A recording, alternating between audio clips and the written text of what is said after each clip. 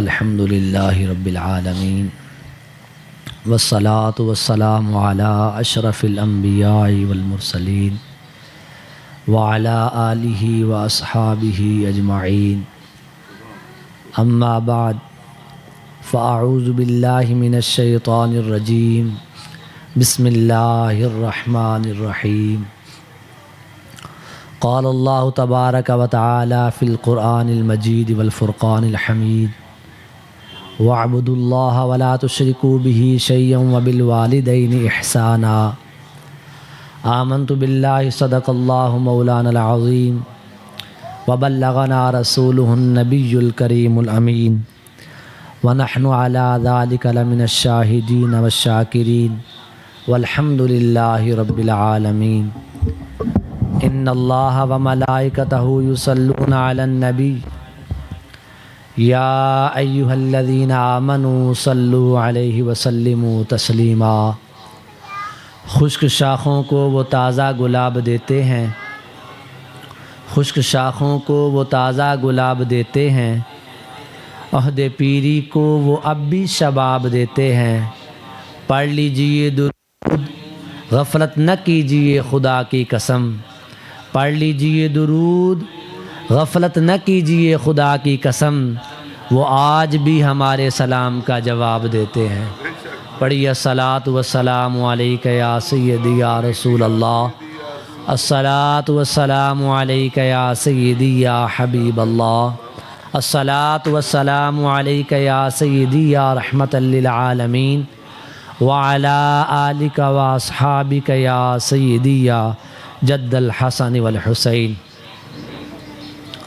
اللہ تعالیٰ کی حمد و ثنا کے بعد سرکار دو عالم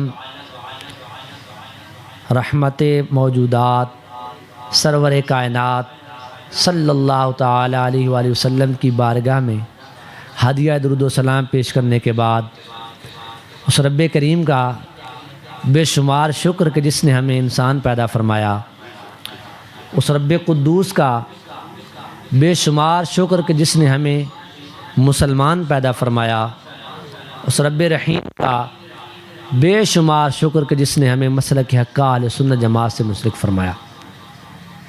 اللہ کریم نے اپنی پاک کلام میں ارشاد فرمایا وَاعْبُدُوا اللَّهَ وَلَا تُشْرِكُوا بِهِ شَيْئًا وَبِالْوَالِدَيْنِ إِحْسَانًا۔ فرمایا لوگو میری عبادت کرو، میری عبادت کرو، میرے ساتھ کسی کو بھی شریک نہ ٹھہراؤ، میرے علاوہ کسی کی عبادت نہ کرو، میرے علاوہ کسی کے سامنے عبادت کے لیے نہ جھکو۔ اس کے ساتھ دوسری بات جو ارشاد فرمائی، فرمایا وَبِالْوَالِدَيْنِ إِحْسَانًا، فرمایا اپنے والدین کے ساتھ حسن سلوک کرو، اپنے والدین کے ساتھ احسان کرو۔ اب سوال پیدا یہ ہوتا ہے کہ اللہ کریم نے اپنی عبادت اپنے ساتھ کسی کو شریک نہ ٹھہرانے کے بعد فوراً دوسری جو بات کی وہ والدین کے ساتھ حسن سلوک کرنے کی۔ سوال پیدا یہ ہوتا ہے کہ اللہ کریم کی ذات کے بعد افضل والدین تو نہیں ہے؟ بات سمجھ رہے ہیں آپ؟ ذرا قریب تشریف لے ہیں تاکہ بات سمجھ کے آپ کو تھوڑا سا بولیں بھی تاکہ پتہ چلے۔ آ جائیں، ذرا بڑی جگہ خالی ہے، تشریف آگے لیں، آج سوال پیدا یہ ہوتا ہے کہ اللہ کریم نے اپنی عبادت کے فوراً بعد جس چیز کا ذکر کیا، تذکرہ کیا حسن سلوک کا، وہ انبیاء کا نہیں کیا، وہ ملائکہ کا نہیں کیا، اولیاء کا نہیں کیا، والدین کا کیا۔ مفسرین فرماتے ہیں اس کی وجہ یہ ہے، یہ بات نہیں ہے کہ والدین انبیاء سے نعوذ باللہ افضل ہیں یا والدین ملائکہ فرشتوں سے افضل ہیں، ایسی بات نہیں ہے۔ بات یہ ہے اللہ کریم بتانا چاہتا ہے اے میرے بندے تجھے پیدا میں نے کیا ہے، میری مرضی کے بغیر تیری تخلیق ناممکن تھی، تجھے پیدا میں نے کیا ہے، لیکن اس دنیا میں تیرے آنے کا سبب تیرے والدین بنے ہیں، تو میری عبادت بھی کر اور اپنے والدین کے ساتھ حسن سلوک بھی کر، ان کا شکریہ بھی ادا کر۔ حدیث مبارکہ میں والدین کے ساتھ حسن سلوک کی بہت ساری مثالیں آتی ہیں۔ خود نبی پاک علیہ الصلوۃ والسلام نے ارشاد فرمایا، آقا فرماتے ہیں کہ میں عشاء کی نماز پڑھانے کے لیے یا پڑھ رہا ہوں کے بھی لفظ ہیں، فرمایا میں مصلی پر کھڑا ہوں اور میری ماں سیدہ آمنہ اپنے مبارک حجرے سے پردہ سرکا کر مجھے آواز دے، اے میرے پیارے محمد، حضور فرماتے ہیں میں نماز چھوڑ دوں اور والدہ کی خدمت کے لیے حاضر ہو جاؤں۔ نبی علیہ الصلوۃ والسلام کی بارگاہ میں ایک صحابی آئے، عرض کرنے لگے یا رسول اللہ صلی اللہ علیہ وسلم، آقا میں کماتا ہوں بڑی محنت مزدوری کے ساتھ، مشقت کے ساتھ بڑی محنت کرتا ہوں، لیکن ہوتا کیا ہے کہ شام کو جب میں مزدوری لے کے گھر آتا ہوں میرا یا رسول اللہ میں بڑا پریشان ہوں۔ نبی علیہ الصلوۃ والسلام نے حضور نے اس کے والد کو بلایا، نبی علیہ الصلوۃ والسلام نے فرمایا کہ یہ جو شکایت کر رہا ہے تیرا بیٹا، جو بات کر رہا ہے یہ ٹھیک کر رہا ہے، صحیح کہہ رہا ہے؟ اس نے کہا یا رسول اللہ ہاں یہ ٹھیک کہہ رہا ہے۔ اب اس نے اپنی وجہ بتائی، اس نے کہا یا رسول اللہ، آقا یہ بچپن میں تھا، یہ چھوٹا تھا، میں بھی اسی طرح مزدوری کیا کرتا تھا، میں نے بھی بڑی محنت کے ساتھ اس کی پرورش کی، اس کے دوسرے بہن بھائی ہیں ان کی بھی پرورش کی، لیکن آقا اب میں بوڑھا ہو چکا ہوں، میں کما نہیں سکتا، میں محنت نہیں کر سکتا، میں بوڑھا ہوں، اس کی والدہ بھی ہے، اس کی جوان بہنیں بھی ہیں، یا رسول اللہ مجھے بتائیے میں کیا کروں، اس سے پیسے نہ چھینو تو میں کیا کروں؟ نبی پاک علیہ الصلوۃ والسلام نے جب یہ بات سنی، حضور علیہ الصلوۃ والسلام کے چہرہ اقدس سرخ ہو گیا، اور حضور علیہ الصلوۃ والسلام نے غصے کی حالت میں اس سے کہا کہ تو بھی اور تیرا سارا مال بھی اور میں تیرے باپ کا۔ اور بہت ساری احادیث ہیں، لیکن والدین کے فضائل کے ساتھ جو میں بات کرنا چاہتا ہوں وہ ذرا آپ نے توجہ سے سنی۔ بات میں یہ کرنا چاہتا ہوں کہ قرآن مجید میں اللہ تعالیٰ نے ارشاد فرمایا والدین کے ساتھ حسن سلوک کرو، احادیث کے انبار ہیں، بہت فضائل ہیں والدین کی خدمت کے بارے میں، لیکن اس کے باوجود المیہ یہ ہے کہ اکثریت اولاد اپنے ماں باپ کی خدمت نہیں کرتی، اپنے والدین کے ساتھ حسن سلوک نہیں کرتی۔ بات سمجھنے کی یہاں یہ ہے کہ مسئلہ کیا ہے، ایسا مسئلہ کیوں پیش آتا ہے کہ وہ چھوٹا سا بچہ جس کے لیے باپ اپنے دلوں کا سکون قربان کر دیتا ہے، ماں رات کی نیندیں قربان کر دیتی ہے، اپنا سارا کچھ اپنی اولاد پر صرف کرتے ہیں، لیکن جب ضرورت والدین کو پڑتی ہے وہ اولاد ان کے لیے سایہ نہیں بنتی۔ وجہ کیا ہے؟ دوستو حقیقت پسند بننا چاہیے۔ وجہ یہ ہے کہ ہم نے اولاد پر پیسہ تو صرف کیا، محنت کی، ان کے لیے اچھے اچھے کپڑوں کا انتظام کیا، ان کے لیے گھر کا انتظام کیا، لیکن سب سے بڑی وجہ جو تعلیم و تربیت کی تھی اس کا انتظام اپنے اولاد کریم نے کیا۔ جس بات کی ضرورت تھی ہم نے اپنی اولاد کی بہترین تربیت کرنی تھی، انہیں بہترین تعلیم دینی تھی، جب ہم ان کو بہترین تعلیم اور تربیت نہ دے سکے تو مسئلہ یہاں پہنچا کہ جب ہمیں ضرورت پڑی ان کی تو وہ ہماری خدمت کے لیے تیار نافرمان ہو گئے۔ حضرت سیدنا عمر فاروق رضی اللہ تعالیٰ عنہ، آپ کی بارگاہ میں ایک شخص آتا ہے، اور اس نے شکایت کی اپنے بیٹے کی. اس نے کہا امیر المومنین آج بہت ظلم ہو گیا, بڑی زیادتی ہو گئی. میں کیا ہوا بیان کر بتا. اس نے کہا آج میرے بیٹے نے مجھے بھی مارا ہے اور اپنی ماں کو بھی مارا ہے. جب یہ سنا حضرت فاروق اعظم رضی اللہ تعالی عنہ غصے میں آ گئے. تو میں بلاؤ اس کے بیٹے کو, اتنا ظالم ہے کہ بوڑھے باپ کو بھی مارتا ہے اور بوڑھی ماں کو بھی مارتا ہے. اس قدر وہ جابر ہو گیا. جب اس کے بیٹے کو بلایا گیا, حضرت فاروق اعظم پوچھتے ہیں کیا نوجوان تو نے واقعی اپنے ماں باپ کو مارا ہے؟ یہ جو بوڑھا بات کر رہا ہے سچی بات کر رہا ہے؟ اس نے کہا ہاں امیر المومنین میں نے مارا ہے. فرمایا کیوں مارا ہے, تو اس قدر کیوں ظالم ہو گیا؟ اس نے کہا امیر المومنین ہوا یہ ہے کہ جب میں گھر آیا ہوں تو میں نے دیکھا کہ یہ میرے ماں باپ دونوں آپس میں جھگڑا کر رہے تھے, بڑی ایک دوسرے کے خلاف زبان درازی کر رہے تھے. باپ ماں کے ساتھ بدتمیزی کر رہا تھا, میری ماں میرے باپ کے ساتھ بدتمیزی کر رہی تھی. تو میں نے حال یہی سوچا, میں نے چھڑی اٹھائی, دو اس کو لگا دو اس کو لگا دی, ٹھیک ہو گئے. حضرت عمر فاروق نے کہا کہ ظالم کی تربیت تیری کس نے کی؟ تجھے کس نے کہا کہ اگر ماں باپ آپس میں جھگڑا کرے تو ان کو مارو؟ اس نے کہا امیر المومنین میری تربیت تو یہی ہے. فرمایا کیسے؟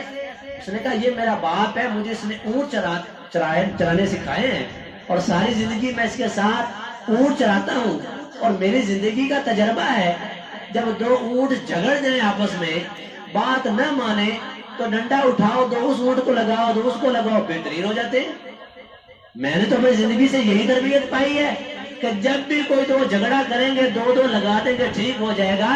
حضرت عمر نے فرمایا او بوڑھے مجھے سخت افسوس اس پر بھی ہے, اس نے بھی بڑا ظلم کیا لیکن تو بھی بڑا ظالم ہے, تو نے اس کی تربیت ہی ساری زندگی نہیں کی.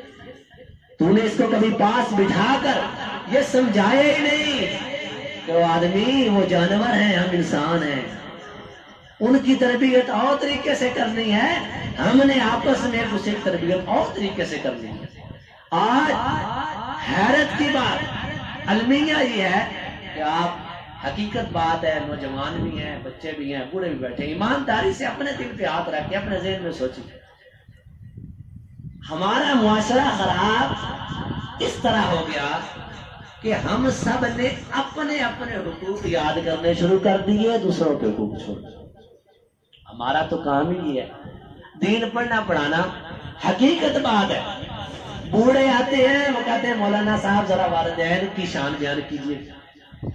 کسی عورت کی اگر کال آئے گی تو وہ کہے گی کہ آپ اپنے مقتدیوں کو سمجھاتے نہیں ہیں, ذرا بیوی کے حقوق بھی کسی دن ان کو سمجھا دیا کریں. اور بچوں کا اکثر یہ شکوہ رہتا ہے کہ حضرت کبھی اولاد کو حقوق نہیں بتا دیا. جب تک ہم اپنے حقوق سنتے رہے اور لوگوں کو سنواتے رہے, یاد رکھنا نہ ہماری خدمت ہوگی نہ یہ معاشرہ بدلے گا. یہ معاشرہ اس وقت بدلے گا کہ جب باپ مفتی صاحب کے پاس, علامہ صاحب کے پاس, بڑوں کے پاس بیٹھ کے کہے گا یار مجھے بتاؤ تو صحیح بھلا اولاد کی تربیت کس طرح کرے, بھلا مجھ پر اولاد کے حقوق کیا ہیں. اور بچے علماء کے پاس, بڑوں کے پاس جائیں گے اور جا کر کہیں گے بتائیے بھلا ہمارے والدین کے حقوق کیا ہیں. بیویاں اپنے شوہروں کے حقوق پوچھیں گی, شوہر اپنی بیویوں کے حقوق پوچھیں گے. جب یہ فلسفہ جاری ہو جائے گا, جب یہ عمل جاری ہو جائے گا, تب یہ معاشرہ کامیاب ہو جائے گا, تب قوم بنے گی. ورنہ ساری زندگی بوڑھا مولانا صاحب کو کہتا رہے گا کہ والدین کے حقوق بیان کرو, بچے کہیں گے اولاد کے حقوق بیان کرو. ہر کوئی اپنے اپنے حقوق یاد کرتا رہے گا اور سنتا اور سنواتا رہے گا, لیکن دوسروں کے حقوق نہیں یاد کریں گے, کبھی بھی یہ معاشرہ ترقی نہیں کر سکتا. بات سمجھ آ رہی ہے کہ نہیں؟ اگرچہ میری بات تھوڑی سی کڑوی ہے, تھوڑی سی بات سخت ہے, لیکن ہے حقیقت, حقیقت ہے. قسم بخدا اگر والدین قرآن و حدیث کی روشنی میں اپنی اولاد کی تربیت شروع کر دیں اور بچے قرآن و حدیث کی روشنی میں والدین کی خدمت شروع کر دیں، یہی گھر ہمارے جنت کے ٹکڑے بن جائیں، یہی گھر ہمارے لیے بہترین نمونہ بن جائیں گے. کیونکہ تعلیم ایسا بہترین آلہ ہے کہ جب تعلیم اچھی ہو، تربیت اچھی ہو تو ماحول اچھا ہو جاتا ہے، اور جب ماحول اچھا ہو تو پھر معاشرہ اچھا ہو جاتا ہے، اور جب معاشرہ اچھا ہو جائے تو پھر امن، سکون اور شانتی ہو جاتی ہے، بہترین ایک قوم تیار ہو جاتی ہے. ہم بحیثیت ایک قوم اس کے حقوق اس کو یاد کروانے کے لیے تو تیار ہیں، لیکن اس کے حقوق خود یاد کرنے کے لیے تیار. اس سے بہترین کو مثال نہیں ہو سکتی کہ آج ہمارا نبی علیہ الصلوۃ والسلام، ہم اپنے گھروں کا طریقہ کار دیکھ لیں، پھر شکوہ کس بات پر. نبی علیہ الصلوۃ والسلام نے ارشاد فرمایا کہ عم الرجل سن ابی، فرمایا کہ تمہارا چچا بھی تمہارے باپ کی طرف. یہ حدیث پاک. ہم کیا کہتے ہیں؟ اگر کسی کا چچا کوئی نصیحت کر دے یا تھوڑا سا آگے بڑھ کر بھتیجے کو کسی بری بات پر تھپڑ لگا دے اور بچہ آگے اپنے والد کو شکایت کرے تو اس کا باپ کہتا ہے اپنے بھائی کو، بچے کو، چاچے کو، تیری ہمت کیسی ہوئی؟ تو کون ہوتا ہے میرے بچے کو کچھ کہنے والا؟ اگر مدرسے میں کسی استاد نے بچے کی غلطی پر ڈانٹا، تھپڑ لگا دیا، وہی باپ مدرسے میں جا کر استاد کو کہتا ہے تو کون ہوتا ہے اس کو ہاتھ لگانے والا؟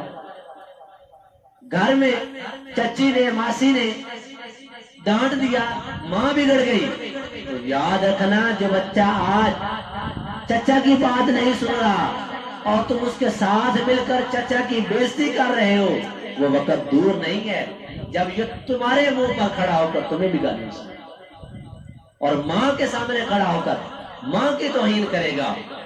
تب ہم کہتے ہیں کہ ہماری اولاد بگڑ گئی، معاشرہ خراب ہو گیا، لیکن خود ہم نے معاشرہ خراب کیا، اولاد کو خراب. والد اپنے بچے کو کہہ رہا ہے کہ دروازے پر دستک ہوتی ہے، مہمان آتا ہے، باپ کا دوست آتا ہے، وہ کہتا ہے جی ابو جی کو بلاؤ. اگر باپ بچے کی تربیت کر رہا ہے تو جا اس کو کہہ دے کہ تیرا ابا گھر نہیں ہے. خود باپ بچے کو جھوٹ کی تربیت دے رہا ہے اور خود بچوں کے سامنے ماں باپ کا جھگڑا دن رات رہتا ہے. تو جو بچے نے دیکھنا ہے، جو سننا ہے، اس نے اسی پر ہی عمل کرنا ہے. میں ہرگز یہ بات نہیں کہتا کہ سارے نافرمان بچے، ہر نافرمان اولاد کا قصور والدین کا ہے، یہ ہرگز نہیں ہے، لیکن کہیں نہ کہیں غلطی کوتاہی ہماری ضرور ہے.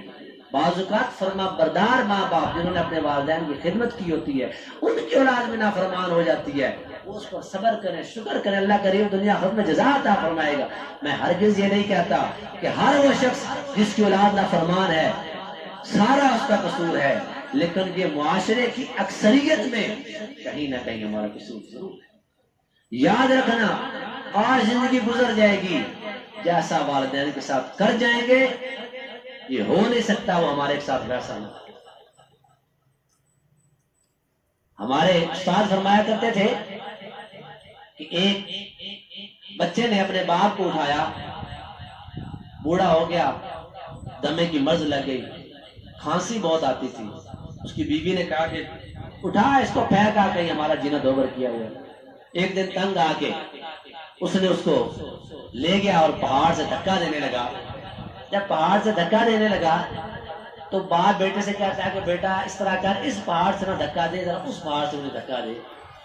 تو بچہ کہتا ہے کہ ابا مرنا ہی ہے، چاہے اس پہاڑ سے دھکا دے دوں یا اس پہاڑ سے دھکا دے دوں. اس نے کہا نہیں، بات یہ نہیں ہے، بات یہ ہے کہ میں نے بھی اپنے باپ کو اسی پہاڑ سے دھکا دیا تھا، اب مجھے شرم آتی ہے، میں کہتا ہوں چلو مجھے تو اس پہاڑ سے دھکا دے دے، کم از کم میں یہ تو سمجھوں گا کہ میرے بیٹے نے مجھے اسی جگہ پر نہیں گرا. تو یہ ہو نہیں سکتا کہ آپ اپنے والدین کی خدمت کریں، اللہ کریم آپ کی خدمت نہ کروائے. اگر آپ کی اولاد نافرمان ہو جائے گی، اللہ کریم کسی اور سے آپ کی خدمت کروائے. لیکن سب سے بڑا المیہ جو ہے کہ میں نے آپ کو بتایا وہ تعلیم و تربیت کا ہے. اس لیے میں آپ سے گزارش کرتا ہوں کہ یہ چند بیٹھے ہیں، یہ نوجوان ہیں، اگر یہ اپنا ذہن بنا لیں، یا جو بزرگ بیٹھے ہیں یہ اپنا ذہن بنا لیں کہ کم از کم اپنے ایک بچے کو دین کی تعلیم و تربیت ضرور سکھائیں۔ خود نہیں سکھا سکتے تو مساجد میں جائیں، اپنے امام صاحب سے، اپنے مفتی صاحب سے، اپنے جو بھی محبت کرنے والے دین ان سے کہہ دیں کہ یار ہمیں بھی اولاد کے حقوق بتائیں، ہمیں بھی بیویوں کے حقوق بتائیں، ہمیں بھی پڑوسیوں کے حقوق بتائیں، ہم ان کے حقوق ادا کریں۔ جب آپ اولاد کے، اپنی بیویوں کے، محلے داروں کے حقوق ادا کرنے شروع کر دیں گے، اللہ کریم ان کے دل میں یہ بات ڈال دے گا، وہ تمہارے حقوق ادا کرنا شروع کر دیں گے۔ اللہ کریم سے دعا ہے اللہ کریم ہمیں اپنے والدین کا ادب و احترام کرنے کی توفیق عطا فرمائے، اور معاشرے میں پیار و محبت سے رہنے کی توفیق عطا فرمائے۔ اللہ کریم خاتمہ بالایمان نصیب فرمائے۔ وآخر دعوایا ان الحمدللہ رب العالمین۔